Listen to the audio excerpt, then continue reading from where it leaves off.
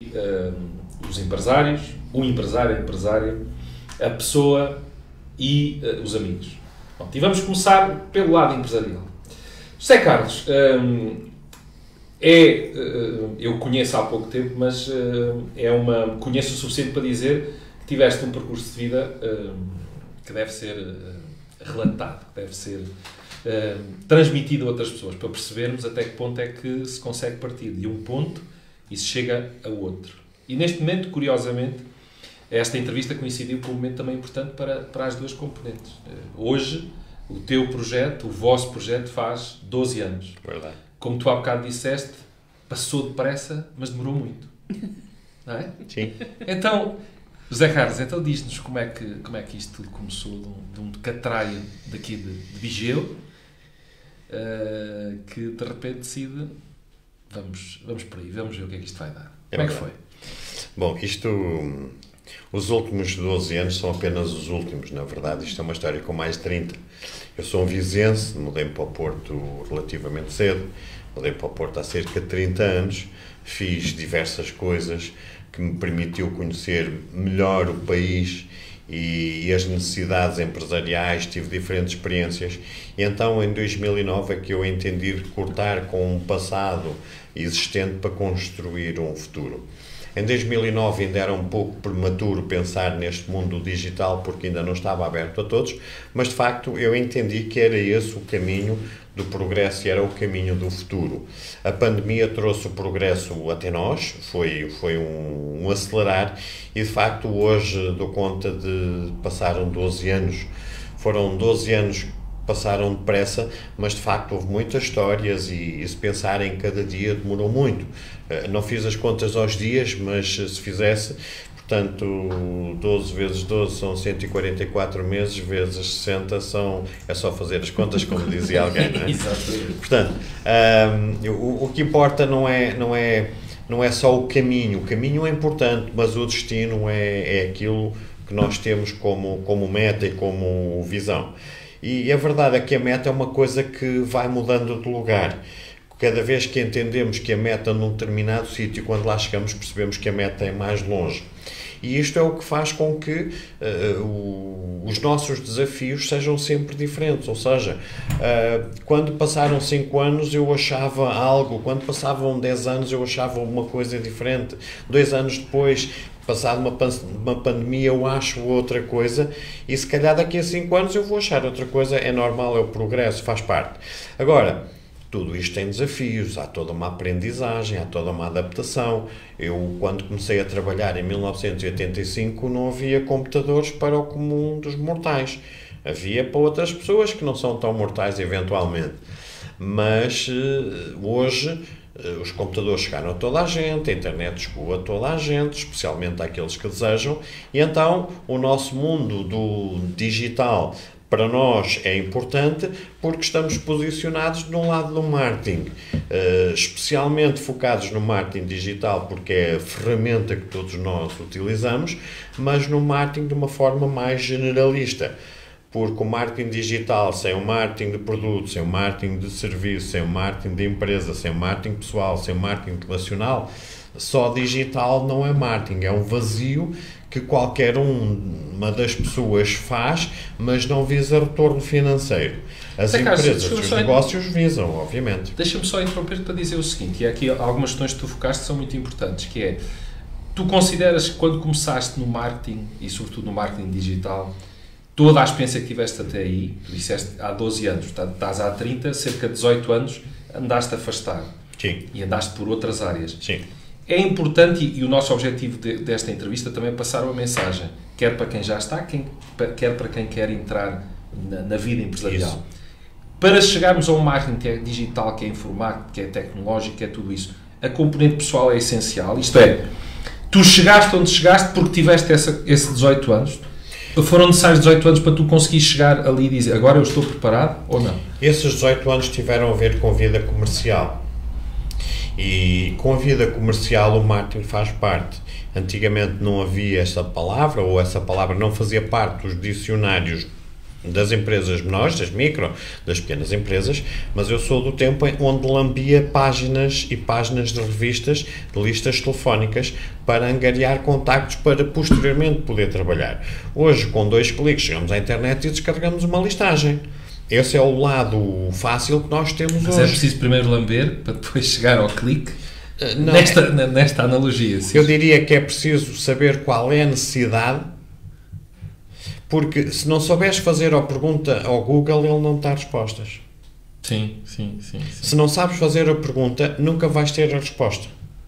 E basicamente o marketing é saber fazer as perguntas certas para obter as respostas certas. Saber perguntar quem é o meu mercado para identificares o teu target. Sim. E é com ele que vais trabalhar. Tudo o resto não importa. Mas para quem quiser entrar neste mercado, esta componente humana, interrelacional, este andar no terreno é importante, porque de outra forma, como tu dizes bem, as pessoas, no centro de tudo, estão, mesmo na parte empresarial, estão sempre pessoas e é sempre direcionado para pessoas. Eu divido isto em 2 setores. Há 2 marketings. Ao lado de quem faz marketing e ao lado de quem consome marketing. Quem faz para quem consome. Quem consome aquilo que alguém fez. As empresas precisam de marketing, precisam de acrescentar valor ao produto para que os clientes o prefiram. E o marketing vai acrescentar valor àquilo que as empresas vendem. Portanto, do lado do cliente, o cliente vai comprar algo, produto ou serviço, não importa, a quem foi acrescentado o valor. Um produto não é um simples produto, não é um simples serviço. Porque se falarmos de um diamante como uma pedra, tem menos valor do que falar de um diamante como uma joia de luxo. Vamos pegar agora, estamos em diamantes, joias de luxo, e vamos passar para a Ana Lúcia. Ana Lúcia, querida, obrigada. Como é que uma alfacinha de repente encontra um viziense no Porto, junto à Ribeira de Gaia? Como é que isto acontece? Quase junto à Ribeira. Nós conhecemos-nos, e agora até é uma coincidência porque reunimos lá semanalmente.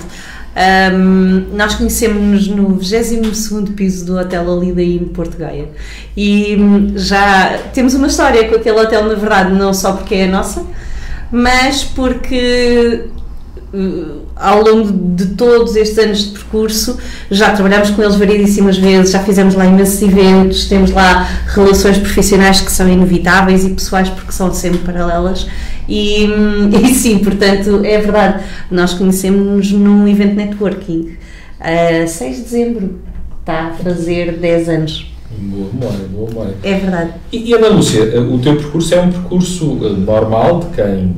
mais comum. É mais comum de quem entra para, no caso foi uma entidade bancária, isso, começa a trabalhar, tem todas essas exigências, todas essas acelerações, desacelerações, mas depois chega ao momento, e nós nesta entrevista queremos sempre dar essa imagem, que é o que é normal pode deixar de o ser.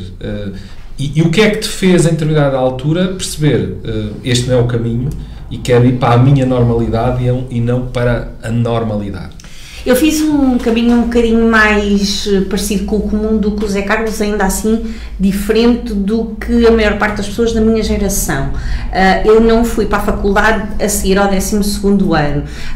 Na altura, e se calhar até porque por pouca cultura familiar, não me foi propriamente incutida essa noção, foi-me sempre incutida uma percepção de tu vais sempre poder fazer tudo aquilo que tu quiseres, mas isso teve um impacto, e já tive até conversas disto com a minha mãe, teve um impacto incrivelmente positivo, obviamente, até porque todo o meu caráter, e quem me conhece só um bocadinho sabe que eu tenho muito esse perfil na vida de o que é para fazer? Bora lá. Mas desamparou-me. E na minha altura, no 9º ano, nós fazíamos testes psicotécnicos para deixar uma percepção nos alunos, portanto, no meu caso, naquele momento era aluna, de quais eram as aptidões. E os meus testes deram que eu tinha aptidão para tudo, e isto foi a única coisa que me foi dita. E se eu não sentia uma orientação, aquilo deixou-me mais perdida. A percepção do qualquer coisa que tu faças podes ter sucesso. Essa era a única coisa que eu já sabia, porque me tinha sido incutido desde sempre. Verdadeiro ou falso, mas foi-me incutido, e era aquilo que eu dentro, sobre mim, sabia, que é, ok, vamos lá fazer coisas. E sempre tive muita energia para fazer coisas. É curioso que digas isso. Porquê? Porque muitas vezes as pessoas pensam, quando digo, eu não sei fazer nada. Se calhar é tão angustiante como dizer eu sei fazer tudo. É porque o caminho não se sabe qual é. Não tens caminho. Não tens caminho, não tens direção e ficas às apalpadelas. Há algumas coisas eu tinha noção. Eu tinha uma espécie de noção de superpoder, que é, o que quer que seja que eu vá fazer, eu vou ter sucesso. Eu ainda tenho este perfil e atitude comportamental na vida. Jogo sempre para o 20. Jogo sempre para marcar. Não a roçar o 20? Não, a jogar para o 20. É assim, eu tenho noção que poucas vezes vou atingir o 20. E aceito isso bem. Mas eu jogo para o 20. Porque se eu jogar para o 20 e tiver 18, está ótimo. Se eu jogar para o 18, a probabilidade é de eu ter 13. Porque como já não há o foco no 20, deixa aqui, entre 18 e 20 só há 2 valores de diferença, entre 18 e 13 há 5. Porque tem a ver com a percepção interna do eu posso deixar cair mais coisas. E então, não sei, é uma mentalidade. Não sei bem de onde é que vem. Foi-me incutido, sei lá. Tu próprio também desenvolveste? Sim, seguramente. Os meus pais também são os 2 workaholics completamente e sempre trabalharam para fora, mas não sei. No fundo é um bocado como o farol, ilumina para algum sítio, mas nós temos que lá chegar. Exatamente. José Carlos, onde é que a Com Portugal quer chegar com essa luz do farol que vocês... Eu acho que a Com Portugal quer chegar essencialmente àqueles que precisam da visibilidade, àqueles que precisam de chegar mais longe. Há um ditado que diz que sem rumo não há destino.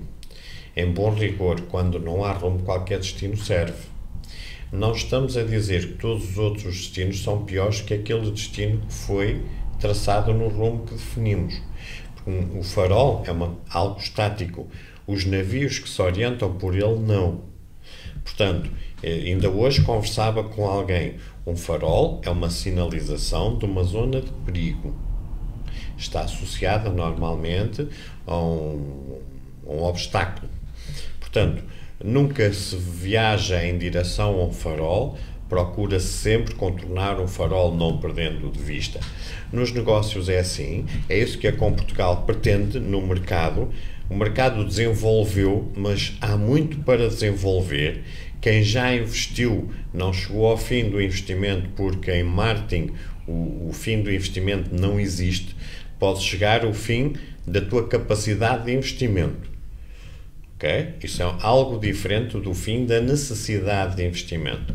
Infelizmente, quando nós investimos 5, o nosso vizinho, o nosso parceiro, o nosso fornecedor, o nosso concorrente pode investir 50. Portanto, nunca estás num pé de igualdade. Quando paras, não precisas recuar. Se os outros correrem à frente, vão ganhar sempre essa corrida. O marketing é um bocadinho isso, porque dar nas vistas não é mostrar-nos uma vez, é mostrar-nos continuadamente e sermos reputados por essa posição de estar na dianteira. Okay? Nós sabemos que às vezes o importante é participar, mas quem chega nos primeiros 3 lugares tem uma medalha, tem um prémio, tem uma distinção. No fundo é isso que nós pretendemos, é chegar às primeiras posições e fazer com que os outros cheguem às primeiras posições, porque quando nós falamos em marketing, nós não estamos a falar no nosso marketing. Nós fazemos marketing para os outros, nós trabalhamos o marketing dos outros, nós contribuímos para que os outros apareçam à frente. O nosso sucesso advém do sucesso dos outros. Vou fazer uma comparação que é um pouco da semelhança do coaching. O coaching empodera as outras pessoas. O coaching engrandece as outras pessoas para que as outras pessoas tenham sucesso. À semelhança daquilo que aconteceu no Euro, O coaching tornou-se mais conhecido em Portugal porque houve um jogador português que disse: eu agradeço à minha coaching. E a partir daí ninguém sabia quem era a Susana Torres, ninguém sabia o que era o coaching, mas aquela pessoa colocou o coaching nas bocas do mundo. O marketing é um bocadinho isso. Nós vamos nos tornando conhecido porque os outros têm sucesso e dizem que uma parte do sucesso deve-se à Com Portugal. Uma parte do sucesso deve-se à reputação alcançada com os posicionamentos nos motores de busca, que é o Google e pouco mais, porque é isso que transforma o sucesso. Eu apareço bem, os resultados aparecem; eu não apareço bem, eu não tenho resultados. Pronto, esse é o desafio. Ana Lúcia, que obstáculos é que vocês, quando emitem a vossa luz, estão a identificar aos navios, empresas que surgem na maré do dia-a-dia do empresário? O que é que vocês podem fazer pelas pessoas que evite colidirem e afundarem-se? Acima de tudo, nós vemos o marketing de uma forma reputacional. Espero não estar a fugir à tua pergunta, mas se eu fugir depois situa. Nós, mais do que fazer o tipo de marketing de fazer-nos entrar pelos olhos adentro ao outro, nós acreditamos no marketing que é construído passo a passo e que é construído com bases sólidas naquilo que as empresas realmente fazem com qualidade. Nós temos uma atitude até um bocadinho diferente. Eu tenho ouvido isto ultimamente de alguns clientes, clientes que já rodaram empresas de marketing e que nos dizem: ok, mas eu nunca tinha ninguém a passar 3 dias ao meu lado a ver-me trabalhar. Marketing é uma coisa muito grande, e se eu vou escrever alguma coisa pela voz do outro, eu sou a Ana Lúcia. Eu sou a Ana Lúcia, que é profissional de marketing na Com Portugal, mas eu sou um ser humano individual. Para eu ter a capacidade de ir falar, imagina, pela Adão Digital, eu tenho que conhecer o Américo, o Paulo e toda a equipa deles. Eu tenho que perceber como é que eles se relacionam, eu tenho que perceber como é que eles comunicam entre eles, como é que eles comunicam com o cliente deles, que neste caso são os ouvintes e os seguidores. E se eu não absorvo, ninguém tira nada de um saco vazio. Eu tenho que vos conhecer, encher o meu saquinho com aquilo que são vocês, fazer a melhor interpretação, fazer assim uma espécie de uma mescla e tirar de lá a informação limpinha, no sentido de conseguir clarificar a mensagem de forma a que ela seja mais facilmente absorvida. Mas eu só sei o tom, e aqui não é as palavras, é mesmo o tom, a parte emocional da comunicação, quando absorvo. E então nós fazemos o marketing de uma forma um bocadinho diferente. Dificilmente alguém me diz: eu quero um plano de marketing, e eu, sem conhecer aquela pessoa, lhe dou um plano de marketing no qual eu acredito. Porque eu, para acreditar, tenho que conhecer, e para conhecer invisto tempo. E é por isso que às vezes as pessoas têm uma ideia: o marketing é caríssimo. Não, nós não temos essa visão. As horas são pagas, todos nós pagamos contas, todos nós precisamos para ter uma estrutura, pagar salários a colaboradores, ter equipas, tudo isto envolve dinheiro, é um facto. Mas se o propósito final for algo que deixe o cliente apaixonado, então ele foi cumprido. Porque eu não preciso dizer a ninguém: olha, eu sou aqui o melhor. Não, eu mostro. E neste caso, nós ajudamos os outros a deixarem-se ver como os melhores. Acho que disse isto mais ou menos dentro do sentido que quer dar. Então, no fundo, nós podemos dizer que o plano que vocês definem nunca é o plano da Com Portugal. Não. É o plano do cliente. Este é o plano da visão que nós, com base como profissionais, acreditamos que vai ter sucesso naquele cliente. Não há um plano igual ao outro. Há regras básicas, não é?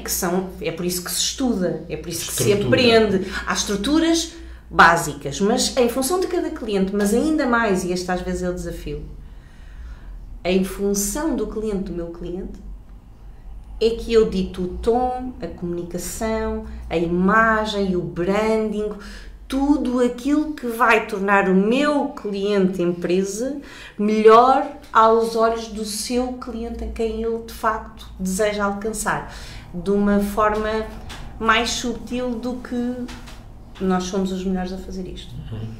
Zé Carlos, podemos dizer que a vossa atividade é uma atividade sociológica, é uma área social, é uma área em que inevitavelmente vocês têm que conhecer o ser social, a pessoa nas suas várias dimensões, e isto traz para vocês uma enorme riqueza. Trabalhar no marketing exige um background, um conhecimento das pessoas, dos locais, e eu vou buscar aqui uma coisa que tu me disseste da última vez que estivemos no Porto, foi tu conheces todos os becks e todas as ruas do Porto, porque trabalhaste lá e andaste por fazer entregas. Sim. E nas entregas fazes com as pessoas. Isto deu-te uma bagagem cultural, social enorme, não é? Portanto, vocês podem dizer que são sociólogos do marketing. Não credenciados. Bom, isto são sempre relações pessoais, são relações interpessoais. E eu, desde muito cedo, que lidei nas formações que fiz ao longo da vida, que lidei com relações interpessoais. Como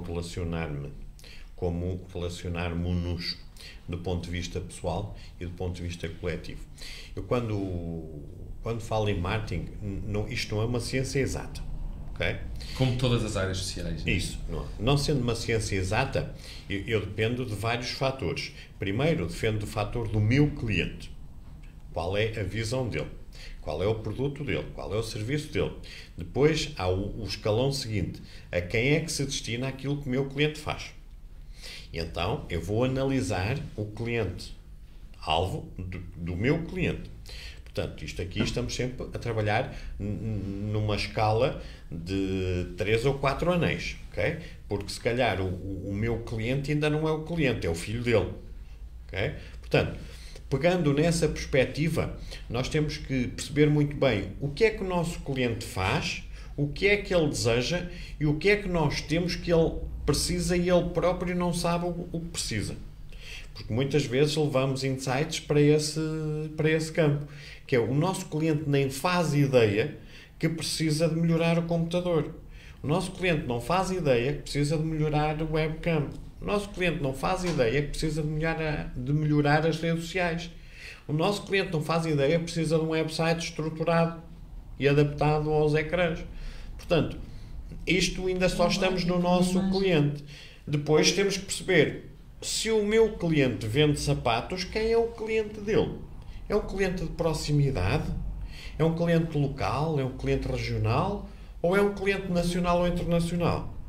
Porque se eu pegar aqui num produtor de vinho do Dão, ele vai poder vender vinho ao país e ao mundo. Se eu falar num hotel de turismo ou num hotel desta região, aquilo que ele tem que fazer é chamar o mundo até cá.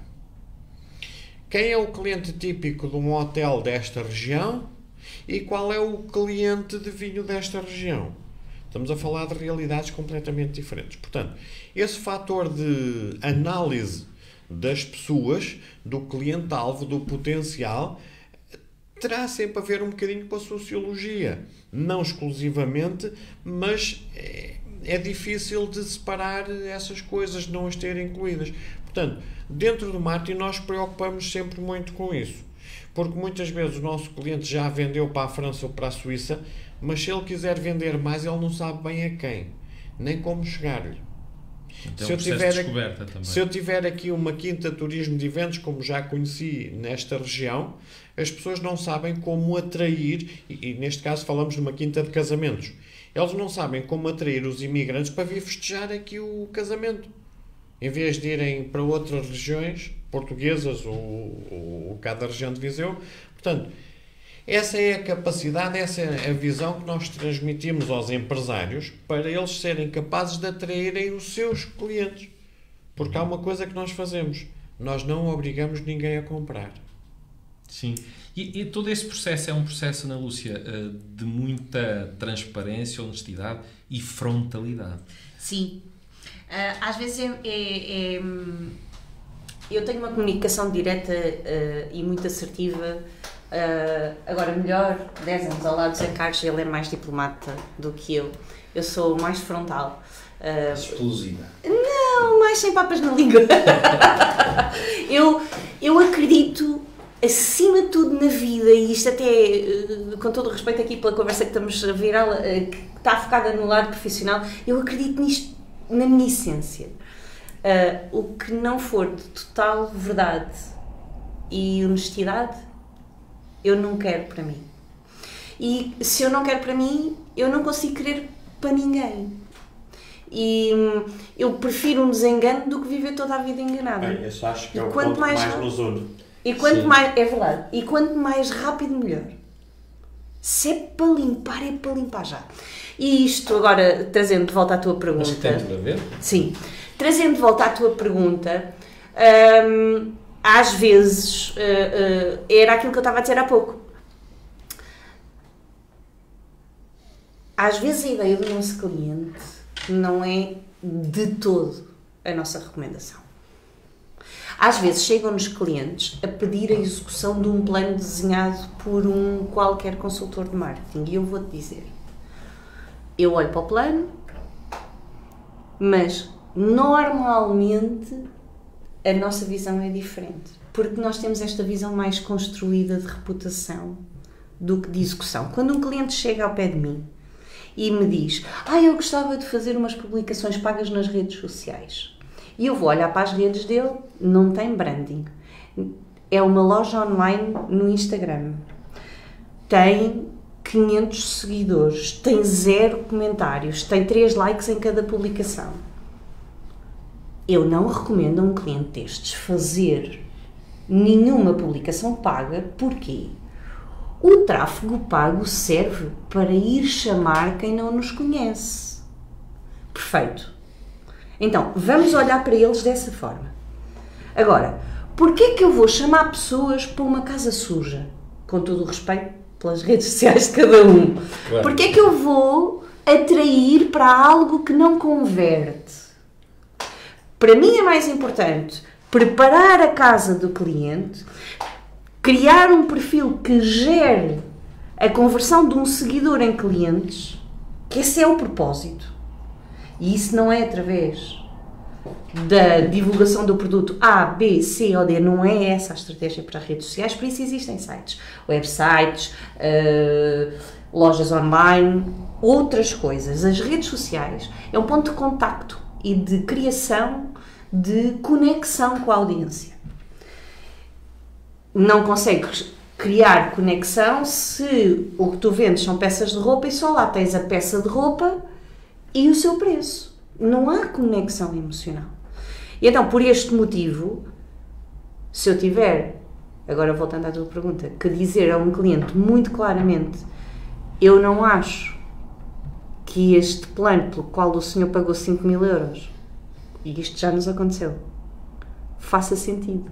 Porque, para mim, este plano foi desenhado por alguém que nunca vendeu nada nas redes sociais. E é claríssimo. Vocês nunca vão executar um plano no qual não acreditam? Não, porque eu sinto que estaria a roubar o dinheiro do meu cliente. E se calhar, como é que eu direi, de forma até muito indelicada para a área financeira da nossa empresa. Claro. Porque eu executo. Eu não digo que faço, eu faço. E então... É um plano criado por alguém que vende planos, mas nunca os executou. E nós recebemos muito disto. Sim. Clientes que já têm o plano e que só querem executar, porque não sabem executar. E contra isso nada, nós executamos. A questão é, se o plano não vai atingir objetivos, o cliente pagou 5.000 euros, eu vou cobrar ali acima dos 700 por mês para executar coisas diariamente, para ele no fim ter 0 resultados. Eu não tenho capacidade. A réplica ou o padrão na área do marketing não funciona bem. Não funciona de todo. Tem que ser individualizado. Na nossa visão não funciona. Tem que ser ADNizado. Não sei se esta palavra tem alguma pinta. Isto, grosso modo falando, aqui é o arquiteto que deve construir. Um bocadinho. Sim. Quem arquiteta o plano deve ter a capacidade de construir, porque provavelmente quem o vai construir não estava na mente de quem o criou. E se não estava na mente do criador, vai haver desfazamentos. E depois, alguma coisa não vai correr bem. Nós na vida temos contas para pagar, mas não nos movemos só por dinheiro. O dinheiro é ótimo, mas há valores que superam o preço. Sim, sim. Eu não teria... Vocês trabalham por valores. Há bocado falaram na questão da reputação. Vamos falar dos valores, sim. Sim, isso é muito importante. Vamos só aqui vamos à primeira provocação. Nós temos sempre aqui uma provocação e eu, antes de começarmos esta entrevista, questionei o Zé Carlos e disse que ia lhe lançar um desafio e ele teria que aceitar. E ele disse-me que sim, sem pestanejar. E então nós vamos fazer uma coisa. Nós temos aqui sempre, no nosso programa, temos sempre uma música para os nossos entrevistados. Temos uma para a Ana Lúcia e temos uma para o Zé Carlos. E vamos começar com a primeira música, que é para a Ana Lúcia, As Senhoras Primeiro. E é uma música que tem a ver com a questão da paixão, da energia, do acreditar, da alegria, do movimento e tudo isso.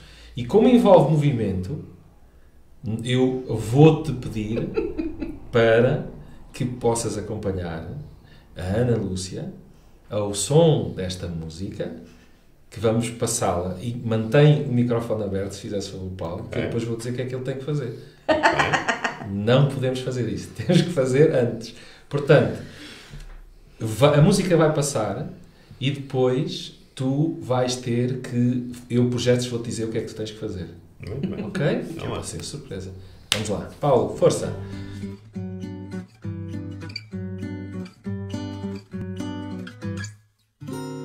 Bate que bate no peito um tambor.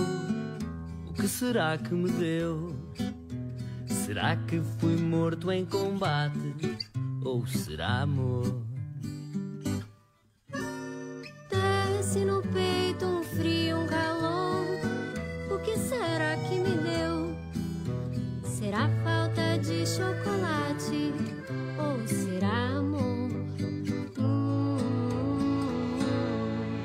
Só sei que até as buzinas da hora de ponta parecem cantar, e até o cheiro a gasolina emana um aroma de rosas no ar, e o shopping dos Olivais lembra as luzes de Paris, e até nas capas dos jornais vem que afinal o mundo é feliz.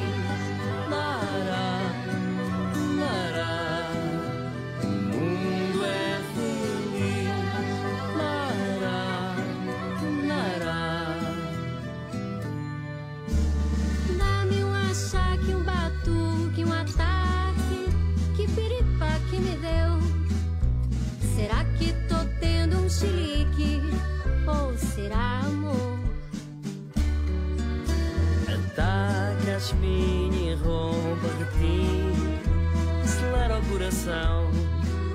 Será que sai com aspirina ou será amor? Só sei que até as cantigas que tocam na rádio apetecem cantar, e as ervas daninhas da berma da estrada parecem jardins ao luar. Show da manhã tem a voz que nem eles, e o homem do telejornal diz que afinal o mundo é feliz. Lará, lará, o mundo é feliz. Lará, lará, o mundo é feliz.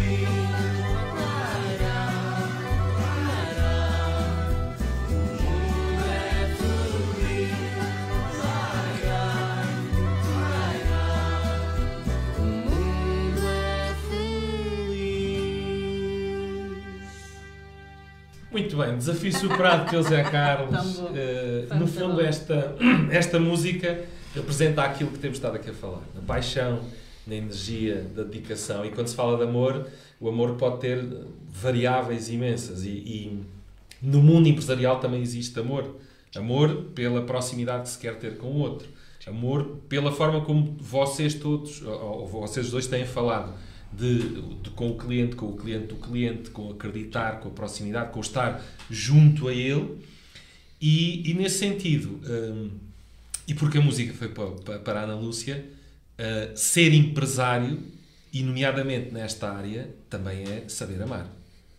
Sim, sim. Eu até vou fazer aqui uma brincadeirinha, eu acho que já contei isto, não sei se já contei isto a ti, mas acho que sim. Eu sabia 2 coisas com 15 anos, 2. A primeira é que nunca trabalharia com o meu marido. A segunda era que nunca iria ter uma empresa. Foi muito bom. Só demorou 19 anos. Sabes que eu nessa altura não sabia que o cérebro não interpreta ou não, e na verdade eu estava exatamente a determinar, excluindo o não é? Portanto, para quem nos ouve, se querem desejar coisas para o vosso futuro, nunca digam nunca. Não digam ao contrário, digam eu desejo isto e não, eu não desejo aquilo.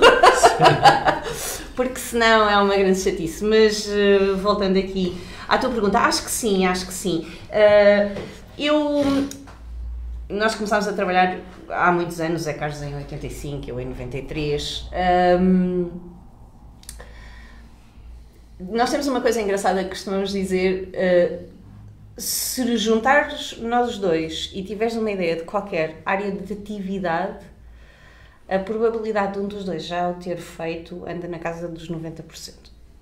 Já fizemos muita coisa muito diversa e nessa altura eu lembro-me de informações sobre vendas, sobre gestão de clientes, gestão de tempo, por ali, ser sempre apontada como estando errada, porque eu vendia de uma forma emocional e isso não estava certo.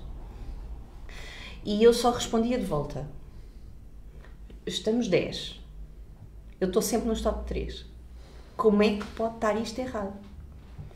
Se tu vendes, se o cliente está satisfeito, se não há repercussões, atenção, toda a gente recebe reclamações, recebam-nas e giram-nas, ou seja, façam a gestão delas, porque é a melhor oportunidade para ficarem bem vistos. É mais proveitoso, e nas redes, que é onde eu trabalho muito diariamente, é mais proveitoso quando uma pessoa vai às redes sociais de uma empresa e faz uma crítica, é mais proveitoso a resposta que a empresa dá a essa crítica do que 5 testemunhos de clientes satisfeitos. Estranho, não é? Porquê? Porque a gestão da crítica é onde nós mostramos o nosso verdadeiro caráter, a essência de quem está lá por trás. Okay? E assumem-na de frente. Sim. Assumem-na de frente, explicam a situação de forma clara e seguem em frente e deixam com que as pessoas percebam que aquela crítica, se foi justa, foi resolvida, se foi injusta, é injusta e ficou claríssimo. Okay? Aliás, eu costumo dizer aos clientes, se eles querem que eu faça a gestão de redes sociais, eles têm que me deixar ser eu a fazer a resposta às suas críticas online. Porquê? Porque os clientes pagam-me um valor e para que o trabalho seja feito com qualidade, não deve ser ele a dar as respostas. E sabes porquê? Diz-nos. Custa-nos muito ter uma empresa e nós ficamos emocionalmente envolvidos. E quando alguém vai injustamente, a esmagadora maioria das vezes é muito injusto, vai injustamente dizer para a internet meias verdades que fazem de nós ficar mal vistos numa fotografia que nem sequer existiu a maior parte das vezes, Perdemos a distância, a isenção. perdes a capacidade de ser isento e dar uma resposta correta, ok? E quando alguém faz isso por nós, ou então para quem não tem uma terceira pessoa a fazer isto por eles, o que eu digo é, não respondam naquele dia. Deem tempo. porque dói-nos muito ter empresas. É preciso ter uma dose de loucura muito Sim, a elevada. impetuosidade não é... Não é amiga, não te deixa ter a clareza, vai sempre sentir-se alguma rispidez, alguma amargura. E o que tem que ser passado é exatamente o oposto. É o acolhimento da reclamação e a verdadeira gestão dela. Ok, esta pessoa está zangada porque não se qualificou para visitar um imóvel. Não se qualificou. E então o cliente não levou a pessoa a ir visitar o imóvel. E ela foi para a internet dizer nem sequer mostram as casas. Não é? Responder àquela pessoa, lamentamos verdadeiramente que não tenha tido ainda a oportunidade de se qualificar. No momento em que for oportuno, estaremos cá para receber e para levar a ver todos os imóveis que estejam dentro da sua qualificação de valores de compra. Mas o empresário não terá essa... O empresário não tem, mas está certo, porque se calhar se me pedissem para fazer isto pela Comportugal... Mas eu disse-lhe, então, mas que diabo, é melhor agora parar um bocadinho... Se me pedissem para eu fazer isto para a Comportugal, também é muito difícil. E como é que eu faço para um cliente e não faço para mim? Porque estou mais envolvida emocionalmente do que é desejável naquele momento. Mas ao mesmo tempo eu também não consigo deixar de ser a Ana Lúcia, porque com Portugal dói-me a mim, não é? E então é um bocadinho, não sei se eu respondi direitinho à pergunta, mas acho que era mais ou menos isso. Mas também nós não pretendemos respostas diretas, respostas enviesadas. Eu às tantas já me pego. Zé Carlos, chegou a altura da tua provocação. Muito bem. Por aquilo que nós temos estado a dizer e depois tu vais ver a ligação que vamos fazer, está bem? Muito bem. Paulo, Bora lá. Vamos lá. força. Se conheces.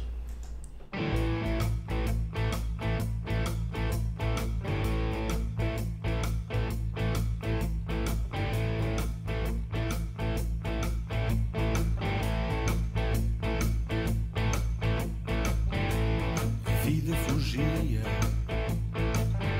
chegava a horas certas. Tudo o que havia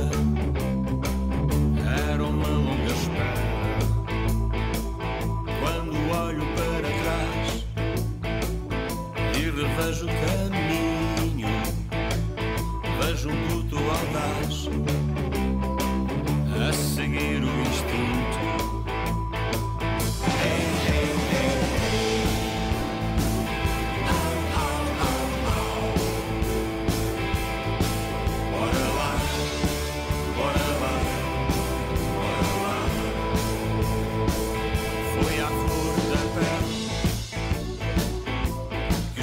Cresceu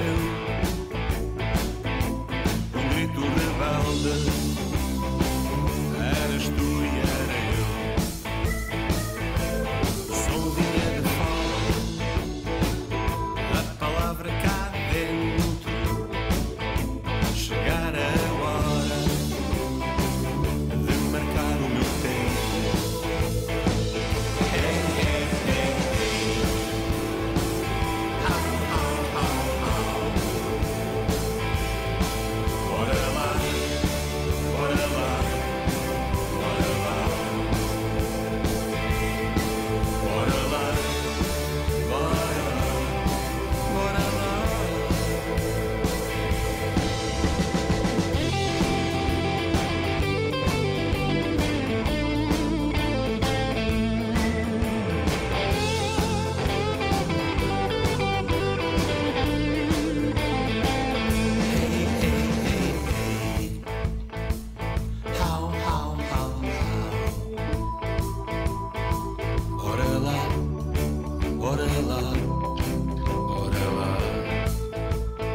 Saí vermelha do sul,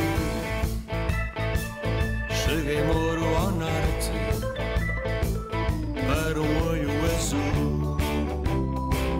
Não há melhor sorte. Cruzei o país, cresci entre vós. Se cheguei aqui, nunca estive só.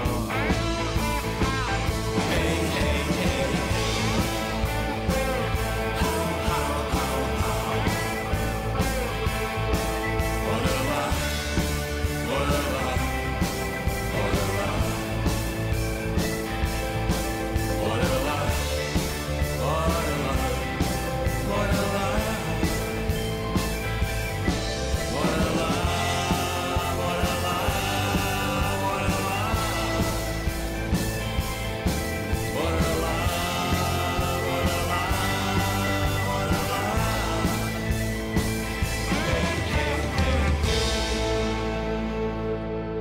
Hey, bora lá, Zé. Bora lá. O HF Espetacular. Forever. Não conhecias esta música? Não conhecia esta música. É uma banda desde sempre, desde garoto, já vi muitos concertos, sempre fui seguindo. Atualmente acabo por andar abstraído de alguma forma do panorama musical, mas sou um festivaleiro, sou um concerteiro. E acima de tudo, sim. és um bora lá, não há nenhum desafio que tu não aceites. Inclusivamente teres que dançar pode num haver- estúdio de rádio Sim. sem Pode- estás à espera. Pode haver um ou outro desafio que eu seleciono e não aceito, mas não aceito porque as razões não são suficientes. Não por medo ou por estranheza, porque já sei muitas vezes da minha zona de conforto e sou daqueles que gosto de ampliar a minha plataforma de conforto e acredito sempre no mais, no melhor, na perfeição. Há pouco estavas a falar ali e surgiu uma questão do enamoramento. O marketing é nada mais, nada menos que o enamoramento. Nós enamoramos o cliente para que o cliente possa enamorar o cliente dele. Nós, nos nossos clientes, enamoramos-nos. Porque nós, se não amarmos o nosso cliente, vai ser difícil o cliente gostar de nós. Se nós não amarmos aquilo que o nosso cliente faz para projetá-lo no marketing, o cliente dele não vai gostar dele. Portanto, o marketing, se for a traduzir, é um enamoramento do público-alvo. Okay? E esse enamoramento tem que ser com verdade. Porque se não for com verdade, vai ficar à vista. Quer dizer, já diz o ditado, o mentiroso apanha-se mais rápido que o coxo. Porque é só uma questão de tempo até a careca ficar descoberta. Portanto, a nossa postura é não mentir, não enganar. Se erramos, sim, faz parte. O erro ensina-nos. E a crítica, sim, a crítica é muito bem aceita, porque ao longo destes 12 anos, a construção que nos fez chegar aqui foi fruto da crítica. Porque aqueles meus amigos e outros que dizem "Epá, espetacular, muito bom", esses não acrescentaram nada a não ser ao Com todo o ego. respeito. Esses não acrescentaram nada a não ser ao ego. E ao peito. Em bom rigor, ao negócio não acrescentaram. Ao negócio acrescentaram aqueles que disseram "Epá, isto não está bem, aquilo podia melhorar". Então eu pego nisso e vou atrás dessas críticas. E a crítica negativa também constrói. Só dói mais. Mas ela também constrói. E às vezes obriga-nos a construir algo com a raiva. Nós aprendemos a canalizar a raiva para as coisas e não para as pessoas. Porque quando canalizamos a raiva para as coisas, nós vamos fazê-las com mais afinco, com mais determinação, com mais vontade. Para as pessoas não vale a pena canalizar a raiva. Se não estamos confortáveis com alguém, para essas pessoas eventualmente possamos canalizar o desprezo. Ana Lúcia, estamos a chegar ao final, com grande pena minha, estamos aqui numa boa conversa. Não me digas tanto. Esta vossa atividade é uma atividade, por tudo aquilo que dissemos, pelos valores, a verdade, a análise crítica, o amor, a intensidade, tudo isso é uma atividade que exige muito de vocês.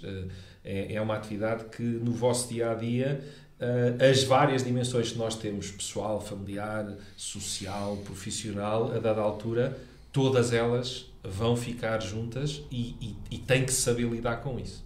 Mas também, em determinada altura, algumas dessas camadas têm que sair. Como é que se faz isso? Nomeadamente a pessoal. Eu não te sei dizer como é que se faz. A gente pega e faz.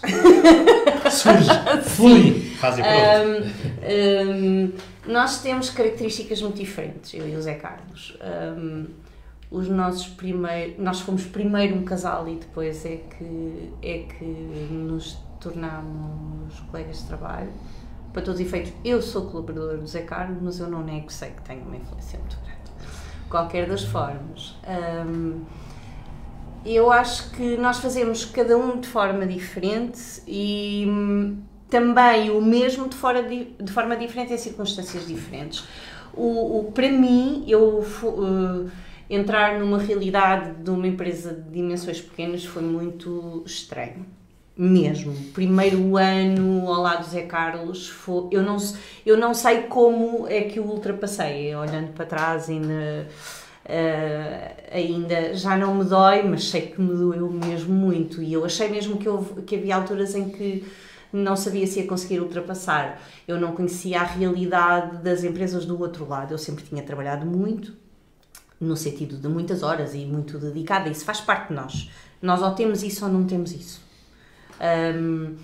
E, portanto, não tem a ver com o facto de tu és colaborador ou empregado, que eu sei que não é assim um termo que algumas pessoas não gostam muito. Para os lisboetas, empregado é um termo que a gente usa, porque tem-se um emprego, é-se empregado. Mas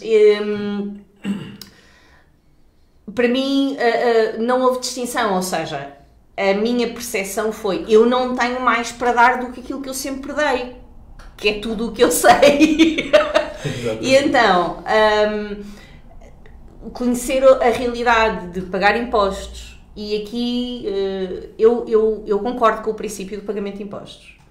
Eu acho que é assustadora a carga, na realidade, que são as pequenas empresas em Portugal, tendo em conta que elas são 85% do tecido empresarial.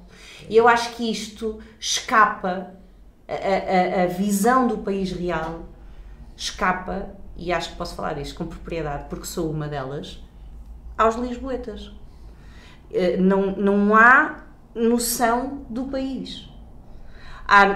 Portugal é Lisboa, na mente dos lisboetas, e não dizendo que do ponto de vista do governo seja assim, até porque o governo até é composto por gente de muito lado, mas não acho que isso se traduza em uma visão social verdadeira da realidade. Mas isto para te dizer como é que foi para mim, essa realidade. E depois outra, eu não tenho filhos, então eu nunca tive a percepção do que era, a percepção terei, mas não tinha a realidade do que era ser responsável pela vida dos outros.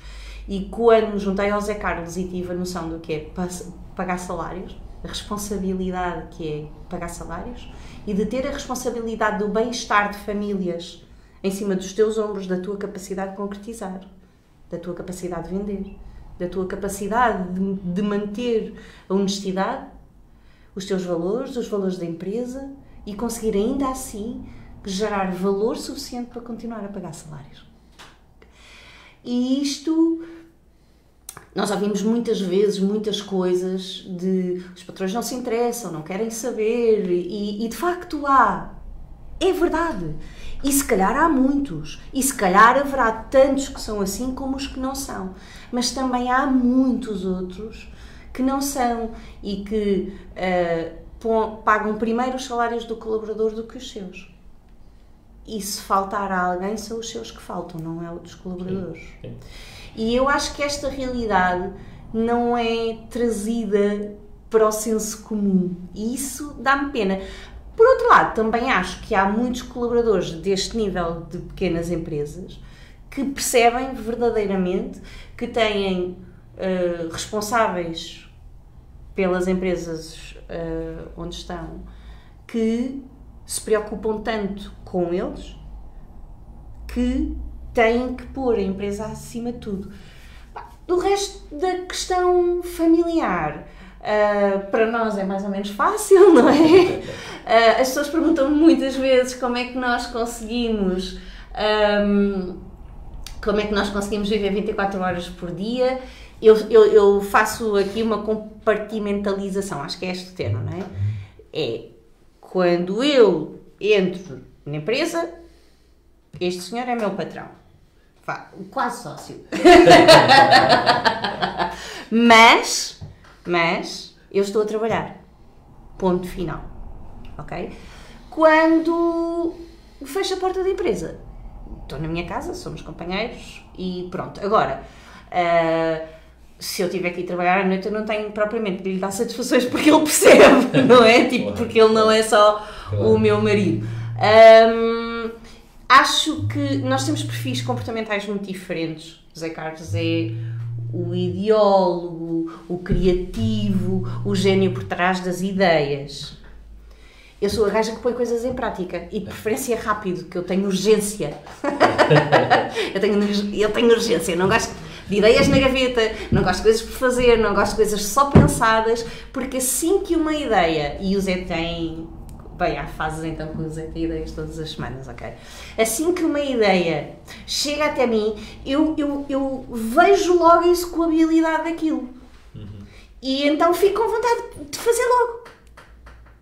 Mas fazer mesmo. Não é isso. Ver feito. Isso dá-me uma satisfação muito, muito grande. E foi difícil casar estas duas realidades comportamentais. Às vezes acho que é cada vez mais fácil.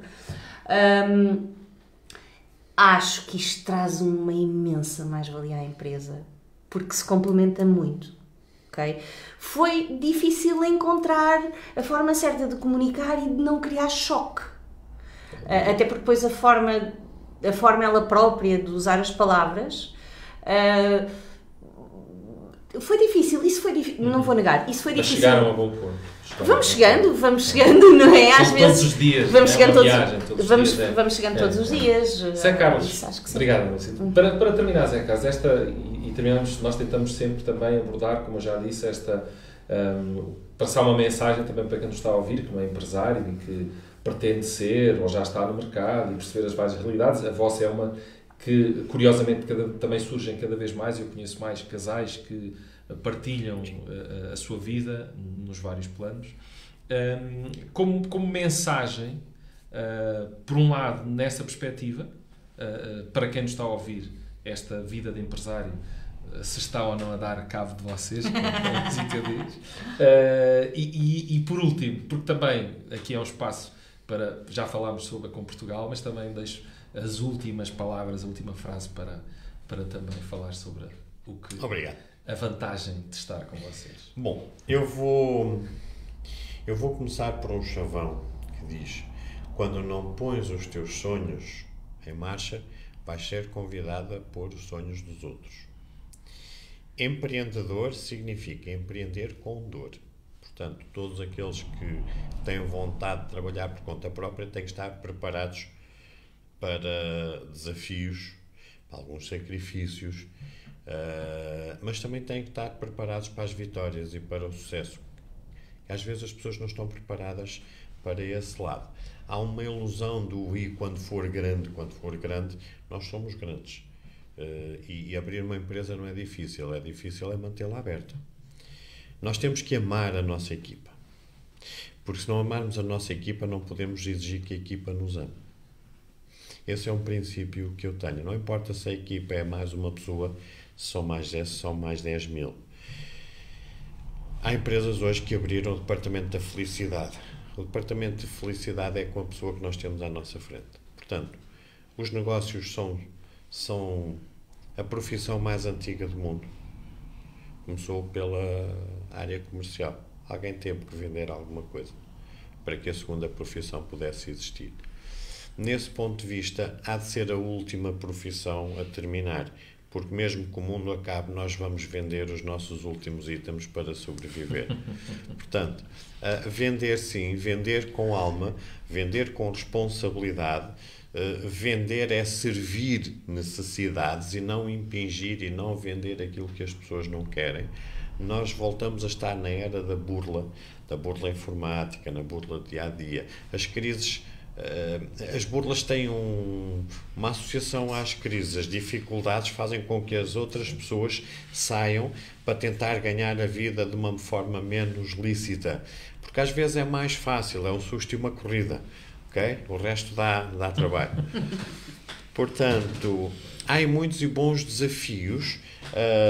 Estas tecnologias vieram facilitar a nossa vida. Nós podemos estar a vender coisas ao mundo sem sequer ter um armazém. Hoje está na moda dropshipping e por ali fora. Portanto, eu apoio todos aqueles que têm vontade de trabalhar por conta própria. Porque com Portugal é o princípio disso. Eu apoio pessoalmente, da forma como é que se diz, de encorajamento. Depois temos meios técnicos para o poder fazer, porque só pensa trabalhar por conta própria quem realmente tem vontade, porque os outros só pensam, nunca começam. É loucura. Os outros querem ser todos patrões para poder extorquir a empresa onde trabalham. E, em bom rigor, essas empresas estão abertas pouco tempo porque tiveram um proprietário às turquilas. As empresas em si, elas não existem para comprar casas no Algarve ou para comprar iates de luxo. Existem para crescer, para criar valor, para gerar riqueza, para ter uma responsabilidade social, para criar um status, para crescer no país e no mundo. É essa a visão. Aqui onde estamos, a PSA já foi pequena. E hoje não é a maior empresa do mundo. É uma empresa de referência em Portugal. Já será uma empresa de referência na Europa, porque alguém tem uma visão de crescimento. Essa é a visão dos negócios. Nós nunca podemos achar que vou abrir uma frutaria e pronto, e vou ser feliz para a vida toda. Porque a fruta apodrece. Se não for vendida, ela vai apodrecer. A frutaria vai fechar rapidamente. Portanto, todos os negócios têm os seus quês.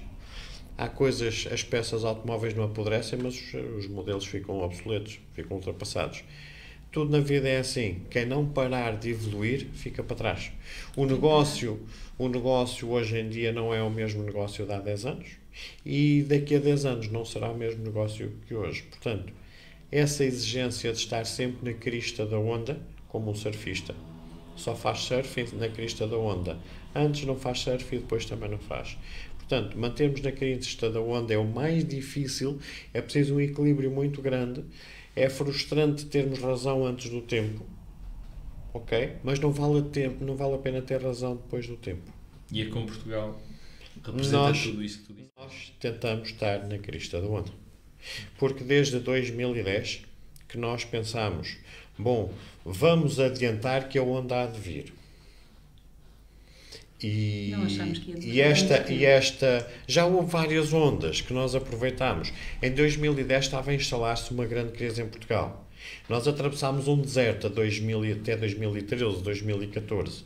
Depois notou-se um crescimento, a partir daí notou-se mais crescimento. A pandemia veio criar um abaixamento de uma vertente, mas um acréscimo da outra vertente. Nossa. E a pandemia trouxe o progresso. Agora, aqueles que negavam, aqueles que achavam que a internet, os negócios online não eram para eles, agora são eles que andam atrás. Neste momento, nós servimos clientes muito mais do que aquilo que procuramos. Porque a necessidade agora chega até nós mais vezes. Isso não é uma questão de escolher, é uma questão de percebermos quem são os empresários que estão mais enquadrados com a realidade ou aqueles que são os sonhadores. Os sonhadores não são propriamente o nosso cliente. Muito bem. Zé Carlos, Ana Lúcia, foi um prazer Obrigado. estar aqui com vocês. E quem estiver interessado, já sabe, é procurar na net comportugal.com. Estamos lá. E eles lá estão à vossa espera. Muito obrigado. Obrigado. Obrigado. Muito Até à gosto. próxima. Boa Até à noite e próxima. muito gosto. Até à próxima.